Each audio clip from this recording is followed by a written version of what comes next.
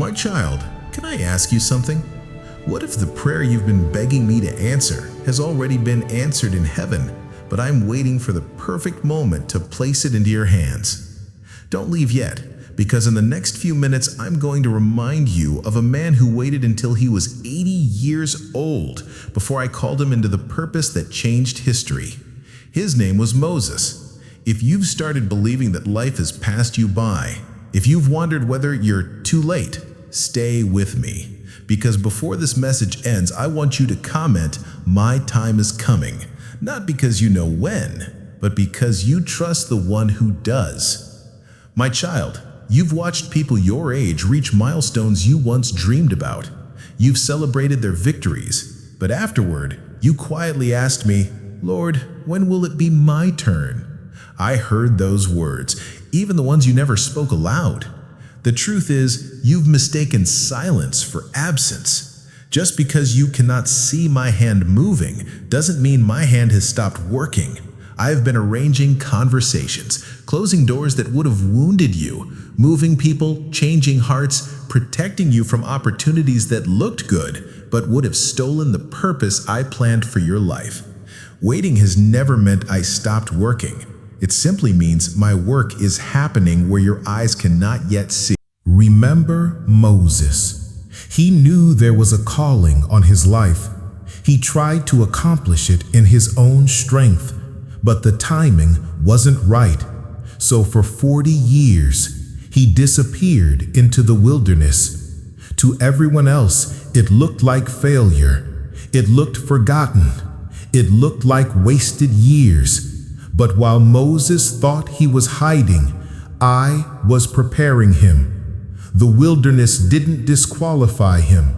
The wilderness became his classroom, because the man who would lead a nation had to first learn how to follow my voice.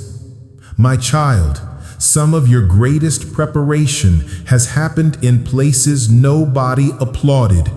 You've been asking why your progress feels slower than everyone else's, because I'm building something that isn't meant to collapse under pressure. Anyone can receive a blessing, not everyone can sustain one. You've prayed for influence, I'm building integrity. You've prayed for increase, I'm teaching contentment. You've prayed for open doors, I'm teaching discernment, so you'll know which doors not to enter. I care more about who you're becoming than how quickly you arrive. Don't compare your hidden season to someone else's highlight reel. You don't know what I've called them to carry, and they don't know what I've called you to carry. Every assignment requires different preparation. Some seeds grow in weeks. Some trees take years before they bear fruit.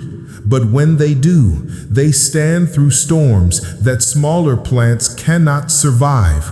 That is what I'm doing in you.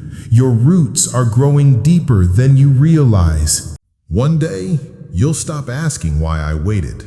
Instead, you'll thank me for it, because you'll finally see the dangers I kept you from, the people I quietly removed, the opportunities I lovingly delayed, the mistakes I refused to let become permanent. You thought I was saying no. Many times I was saying, not until you're ready for what you're asking me to give. That isn't rejection, that's love. If this message has spoken directly into your heart, comment, "My time is coming." Declare it before you see it. Faith always speaks before circumstances change. And if someone close to you has grown discouraged because they've been waiting, share this message with them. They may be closer than they realize.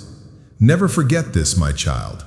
The longest waiting seasons often prepare the greatest testimonies. I have not overlooked you. I have not abandoned you, and I have not changed my mind about your future. I'm simply preparing a blessing that's worth every day you've had to wait.